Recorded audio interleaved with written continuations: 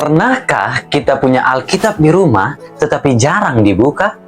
Atau kita menghormati Bunda Maria tetapi belum sungguh mengenalnya dalam terang iman gereja? Hari ini kita akan masuk ke dua hal yang sangat dekat dengan hidup kita sebagai umat Katolik. Kitab Suci dan Bunda Maria.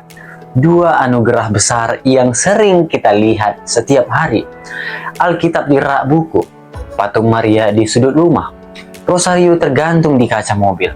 Tetapi mungkin belum sepenuhnya kita pahami maknanya. Mengapa gereja begitu menghormati kitab suci? Dan mengapa gereja juga memberi tempat istimewa bagi Bunda Maria, terutama di bulan Mei? Apakah ini sekedar tradisi atau ada dasar imam yang sangat dalam? Mari kita belajar bersama, pelan-pelan dengan hati terbuka.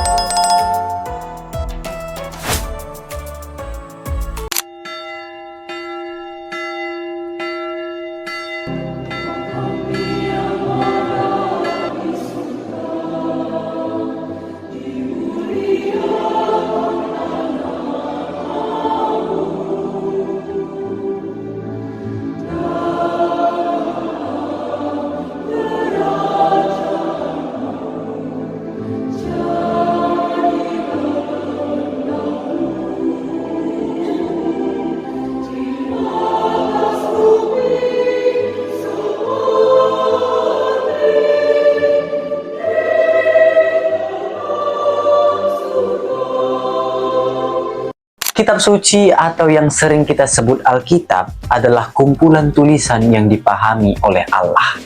Gereja mengajarkan bahwa para penulisnya adalah manusia sungguh-sungguh.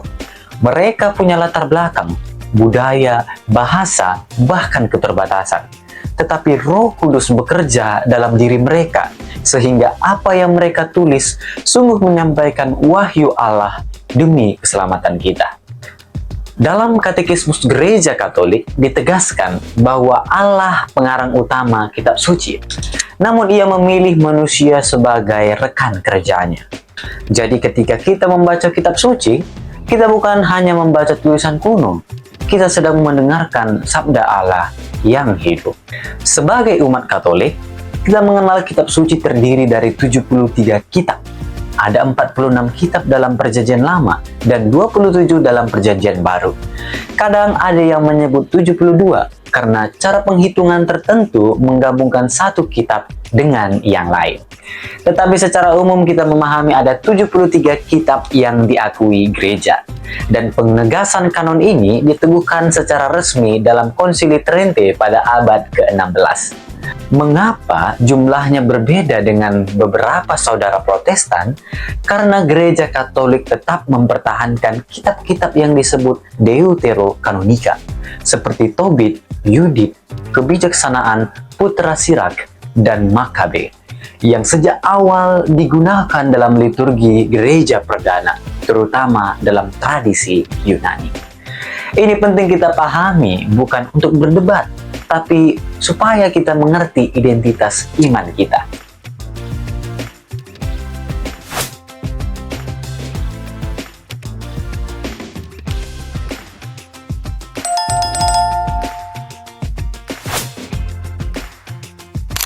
Sekarang, mari kita masuk ke dalam Perjanjian Lama.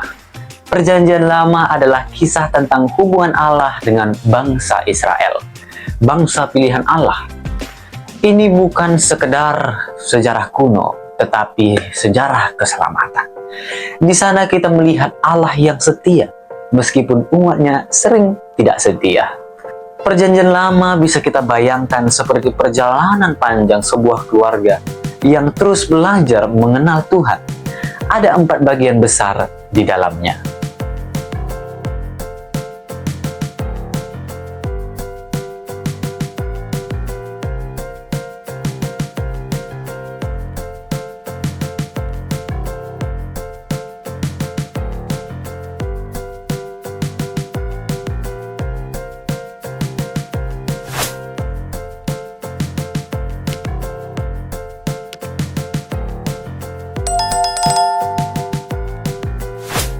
Pertama, Pentateuch. 5 kitab pertama: Kejadian, Keluaran, Imamat, Bilangan, dan Ulangan. Disinilah kita membaca kisah penciptaan Adam dan Hawa, Nuh dan air bah, Abraham yang dipanggil keluar dari negerinya, Musa yang memimpin bangsa Israel keluar dari Mesir. 10 perintah Allah juga ada di bagian ini. Maka Pentateuch sering disebut Taurat atau kitab hukum, bukan hukum yang kaku, tetapi pedoman hidup supaya umat bisa hidup dalam perjanjian dengan Tuhan.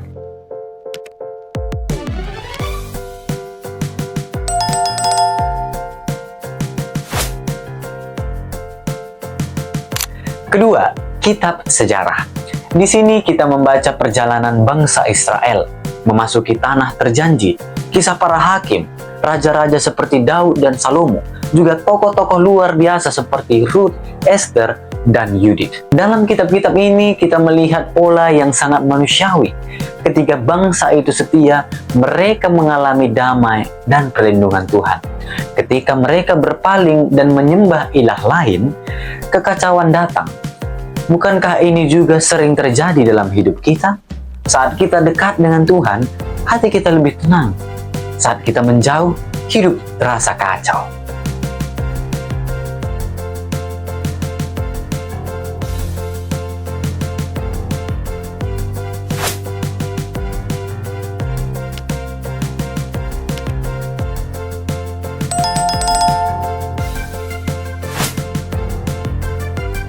Ketiga, kitab puitis dan hikmat.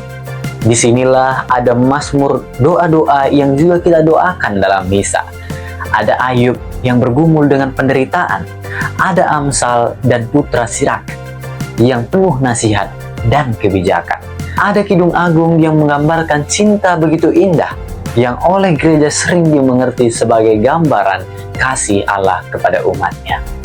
Bagian ini mengajarkan bahwa iman bukan hanya soal hukum dan sejarah, tetapi juga soal hati, doa, dan pencarian makna hidup.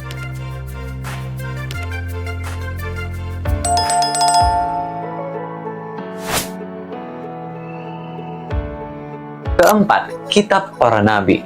Para nabi bukan peramal masa depan seperti yang sering dibayangkan orang. Mereka adalah suara Tuhan yang mengingatkan umat agar kembali setia pada perjanjian. Yesaya, Yeremia, Yehezkiel, Daniel, dan nabi-nabi kecil lainnya berbicara keras ketika umat menyimpang. Namun menariknya, di dalam kitab para nabi juga ada nubuat tentang Mesias, tentang seorang yang dilahirkan dari seorang perawan, tentang dia yang akan menderita bagi umatnya, tentang terang yang bersinar di tengah kegelapan. Dan nubuat itu digenapi dalam Yesus Kristus. Disinilah kita masuk ke perjanjian baru. Perjanjian baru ditulis dalam bahasa Yunani, bahasa umum pada masa itu di wilayah Laut Tengah. Isinya berpusat pada satu pribadi, Yesus Kristus, hidupnya, ajarannya, sengsara, wafat, dan kebangkitannya. Ada 4 Injil, Matius, Markus, Lukas, dan Yohanes. Injil berarti kabar gembira. Ketiganya yang pertama disebut sinoptik karena memiliki banyak kesamaan dalam struktur dan isi. Injil Yohanes memiliki gaya yang lebih reflektif dan teologis. Di dalam Injil kita membaca kelahiran Yesus di Bethlehem, mukjizat-mukjizat menyembuhkan, perumpamaan anak yang hilang, hingga sengsara dan kebangkitannya. Setiap kali kita mendengarkan Injil dalam misa, kita berdiri. Mengapa? Karena kita menghormati Kristus sendiri yang bersabda. Selain Injil, ada kisah para rasul yang menceritakan gereja perdana, Pentakosta, pewartaan rasul, pertobatan Paulus. Ada juga surat-surat Paulus dan surat-surat apostolik lainnya yang menanggapi persoalan konkret jemaat pada waktu itu. Dan akhirnya, kitab Wahyu yang dengan bahasa simbolis menggambarkan perjuangan gereja dan kemenangan Kristus.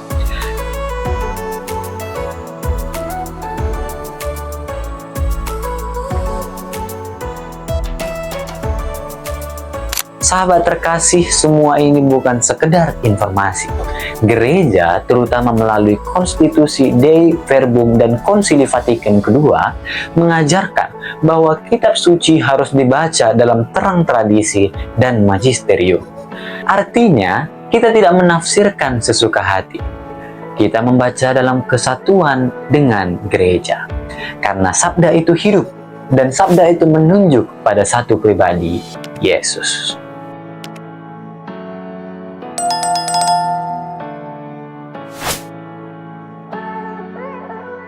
Dan ketika kita berbicara tentang Yesus, kita tidak bisa melewati Maria. Sepanjang bulan Mei, gereja secara khusus mengajak kita memberi perhatian istimewa kepada Bunda Maria. Mengapa? Pertama-tama, karena Bunda Maria adalah Bunda Yesus. Seorang gadis Yahudi yang sederhana, mungkin masih belasan tahun, yang tinggal di Nazaret, sebuah desa kecil yang bahkan tidak terkenal pada zamannya.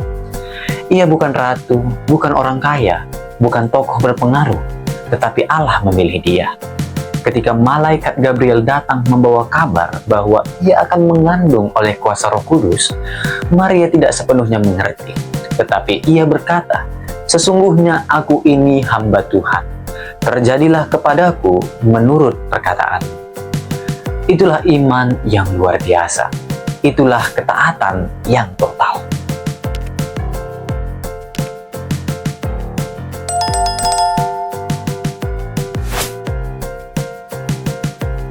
Gereja mengajarkan bahwa Yesus adalah sungguh Allah dan sungguh manusia. Karena pribadi Yesus tidak terbagi, maka Maria yang melahirkannya sungguh dapat disebut Bunda Allah.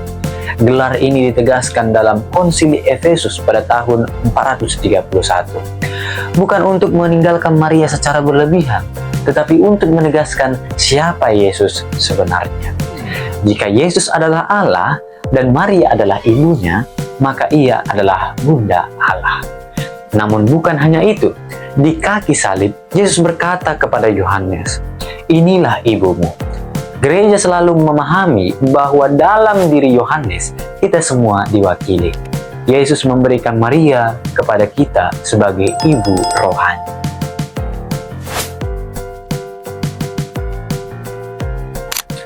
Itulah sebabnya kita menghormati Maria, bukan menyembah. Penyembahan hanya untuk Allah, tetapi penghormatan kepada Maria bentuk kasih kepada ibu yang diberikan oleh Kristus sendiri. Dan Maria selalu membawa kita kepada Yesus. Dalam peristiwa di Kana, ia berkata, "Lakukanlah apa yang dikatakannya kepadamu." Itulah inti devosi kepada Maria. Ia tidak menunjuk pada dirinya, tetapi kepada putranya. Sahabat terkasih, mungkin hari ini kita punya Alkitab di rumah, mungkin kita punya rosario, tetapi pertanyaannya, apakah kita sungguh membaca sabda Tuhan? Apakah kita sungguh menjadikan Maria sebagai ibu yang menuntun kita kepada Kristus? Cobalah mulai dengan hal sederhana. Bacalah satu perikop Injil setiap hari. Doakan satu peristiwa rosario dengan sungguh-sungguh. Biarkan sabda membentuk cara berpikir kita. Biarkan Maria mengajar kita berkata ya kepada Tuhan. Bahkan ketika kita tidak sepenuhnya mengerti rencananya. Karena pada akhirnya, kitab suci dan Maria bertemu dalam satu titik, Yesus Kristus. Sabda menjadi daging dalam rahim Maria. Sabda yang sama kini tertulis dalam kitab suci. Dan sabda itu ingin hidup dalam hati kita.